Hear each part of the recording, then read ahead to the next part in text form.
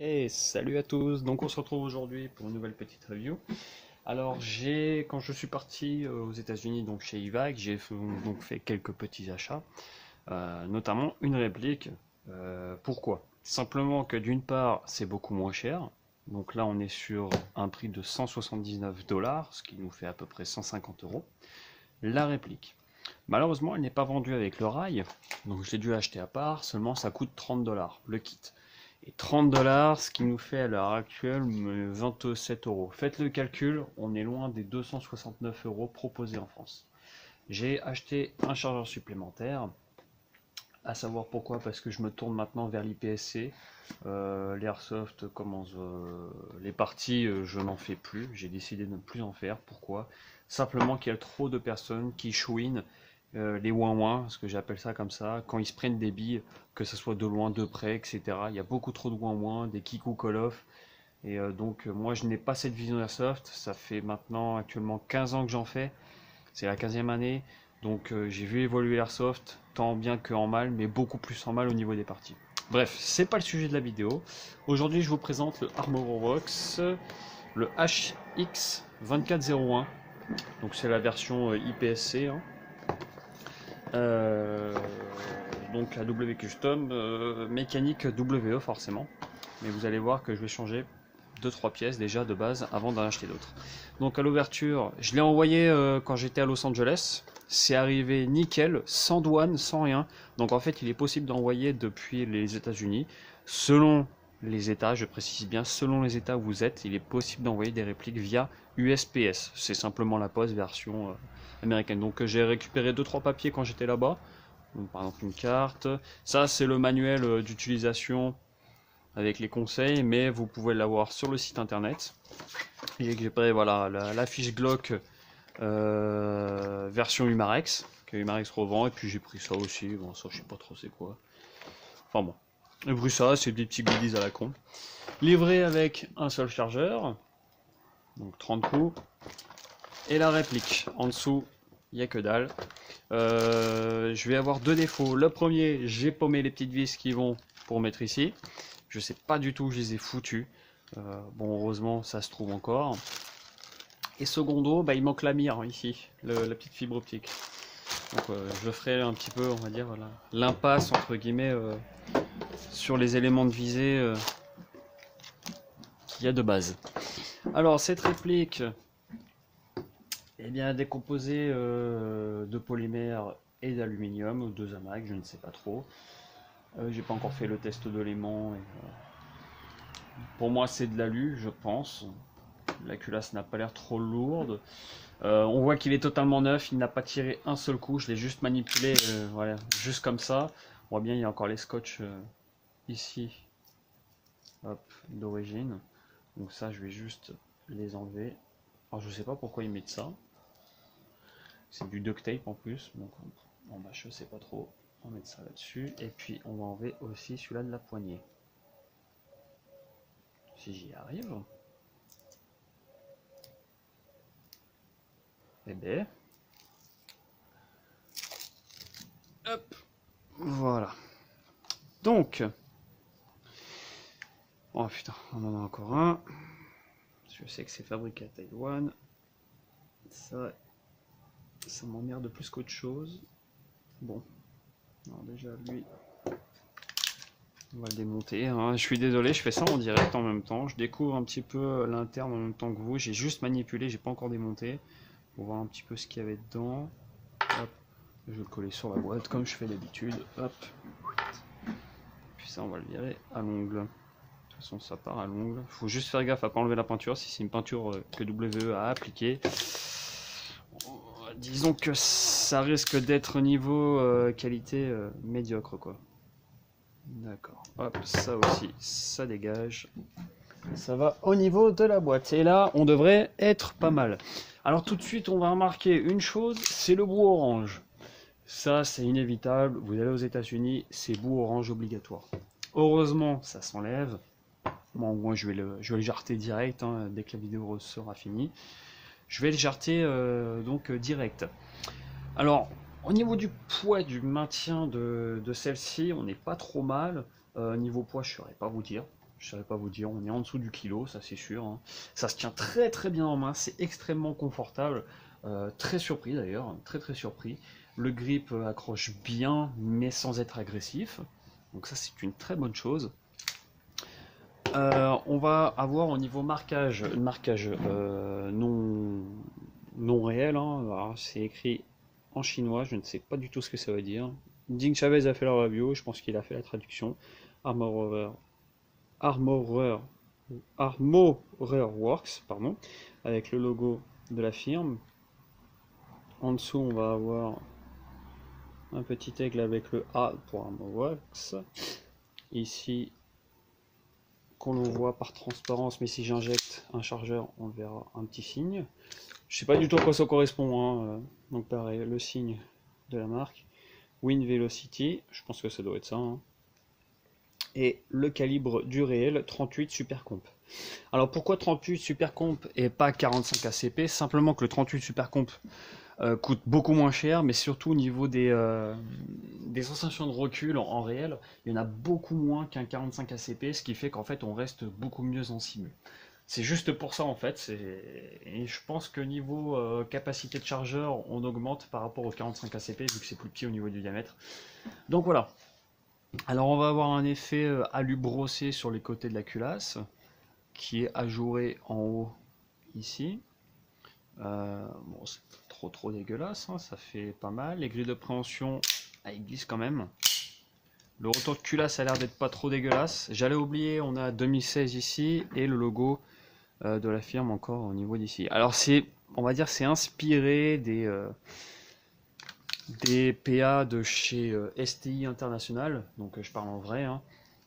Donc c'est inspiré de base, mais ça n'en est pas. On va avoir les trous ici pour pouvoir y mettre le rail qu'il faut acheter à part quand on est chez Ivac. Hein. Ça par contre c'est un peu chiant on va dire. Donc le rail ressemble à ceci. L'avantage c'est que ça coûte moins cher et il vient se mettre en fait par dessus. Donc on a des petites cales qui viennent se mettre en dessous. Il vient se mettre par dessus comme ceci. Vous voyez qu'ici il est usiné pour pouvoir laisser passer les mires. Juste la mire ici va virer et va venir le levier d'armement qui va venir ici, qui est livré dans le kit. Et encore heureux. Parce que bon, au prix du kit, trentaine de dollars quand même, je pense que c'est la moindre des choses de livrer. Donc les leviers qui sont ici. Ensuite viendra par-dessus.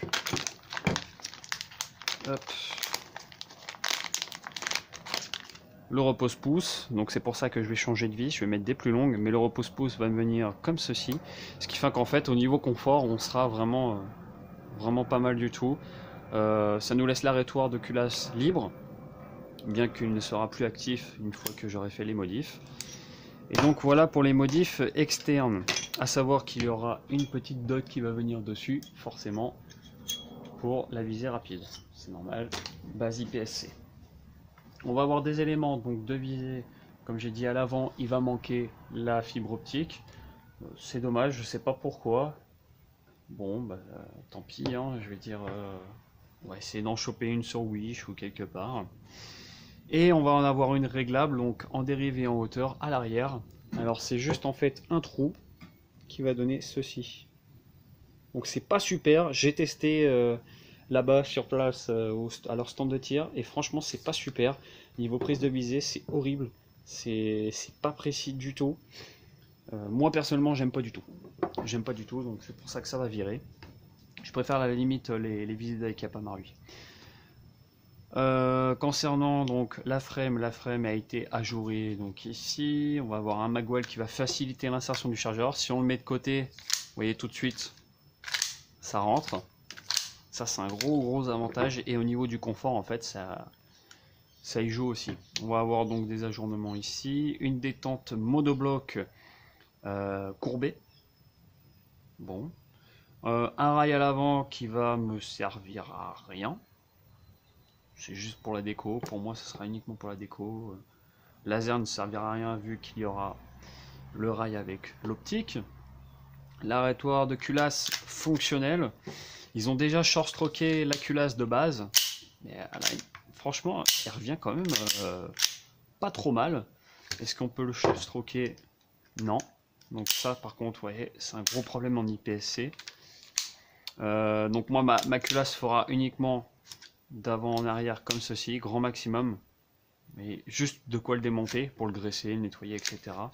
Mais c'est tout, pas plus. La détente, on a un léger jeu, alors vraiment très léger. Et on tombe direct sur le mur. On a un premier cran qui est bizarre, je pense qu'il va falloir corriger ça. Et ensuite, la détente est vraiment très bizarre. Le reset, un poil long, et la détente un poil dur. Donc il va falloir que je corrige ça en retordant les pattes, le ressort 3 lames. La sécurité fonctionnelle et ambidextre.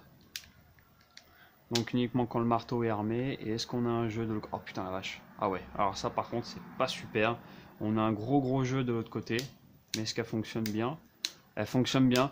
Donc à surveiller de très près. Personnellement, moi quand j'utilise la sécurité, j'utilise les deux. Pour éviter justement une usure prématurée. Qu'est-ce qu'on va avoir d'autre? Le marteau, 3 positions, percuté, cran demi-armé, armé, et qui nous dévoile donc un faux extracteur qui est moulé à part de la culasse, donc ça donne un peu plus de réalisme, et un faux percuteur, donc typique des nouvelles répliques de chez WE. Oui, typique, et donc ça donne un peu plus de réalisme. C'est sympa, moi j'aime bien ce genre de détails. On aura donc un éjecteur, mais qui, comme d'habitude, hein, vous voyez, et donc, sécurité, hop, activé, et ça marche plutôt bien. Malgré qu'il y ait un jeu vraiment horrible au niveau d'ici. On va voir la pédale de sûreté ici, en queue de castor, donc qui niveau confort a prouvé au fil des années que c'était ce qui était mieux. Surtout pour protéger au niveau du recul en vrai. Là, bon, on n'a pas un gros recul. Hein. Voilà, on va avoir un mainspring housing ici qui est plat. Donc en fait, niveau confort, c'est génial. Et ils ont vraiment travaillé au niveau confort. Vous voyez, on va faire un gros travail au niveau de la frame quand même. Il n'y a pas à chier. Au niveau des finitions, bon, il reste encore quelques finitions à faire. Je sais pas si on va voir, mais il y aura des traces de bulles ici. Donc c'est pas super classe. Et puis on va avoir des traces de moulage au niveau du rail. Ici. Donc c'est dommage. Ding, je me rappelle, lui avait des bulles d'air au niveau d'ici. Bah moi, écoute, si tu vois cette vidéo, bah moi je les ai ici. Donc c'est vraiment très... C'est selon les séries, je pense. Les défauts, bon, ouais, ils font pas très gaffe. Hein. Et puis bon, c'est produit en très grosse série, forcément. Ça diverge selon les séries de fabrication.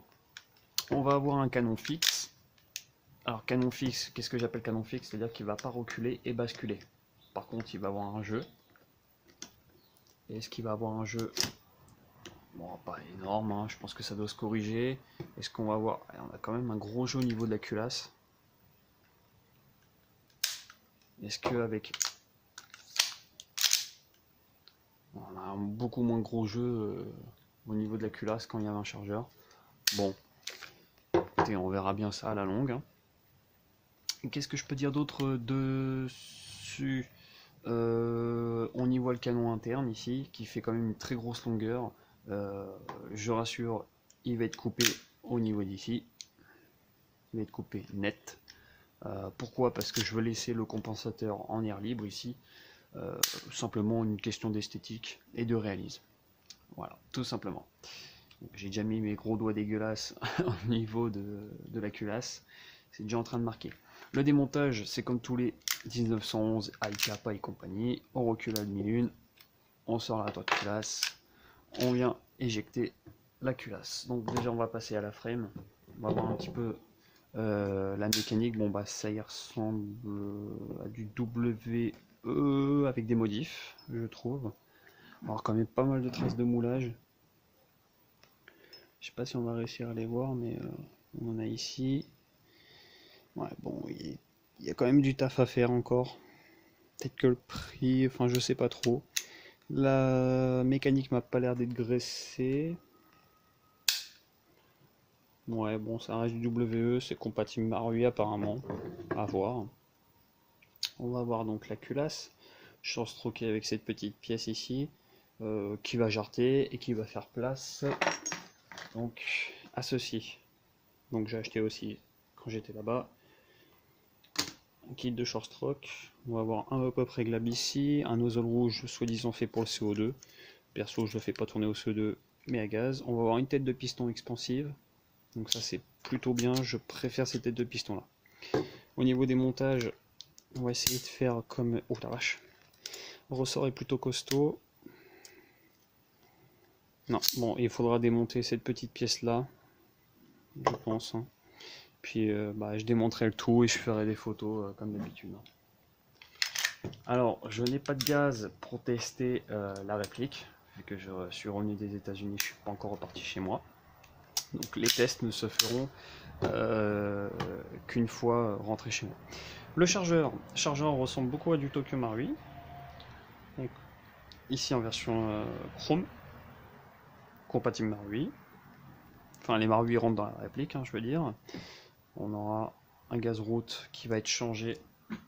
Hop, je chope les pièces. Les gaz routes vont être changés par du 9 ball. Hop, c'est vendu par deux de toute façon. Et les valves vont être changées par des valves de chez Angel Custom. Donc ça coûte une dizaine d'euros.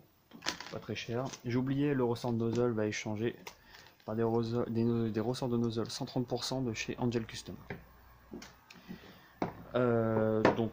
Voilà, je pense que j'ai à peu près fait le tour. Je vais monter les pièces et puis je vais tester un petit peu tout ça, les différentes mécaniques, etc.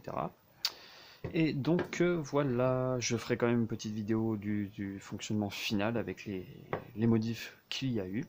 Et puis moi je vous dis à bientôt pour une nouvelle review. Allez, ciao!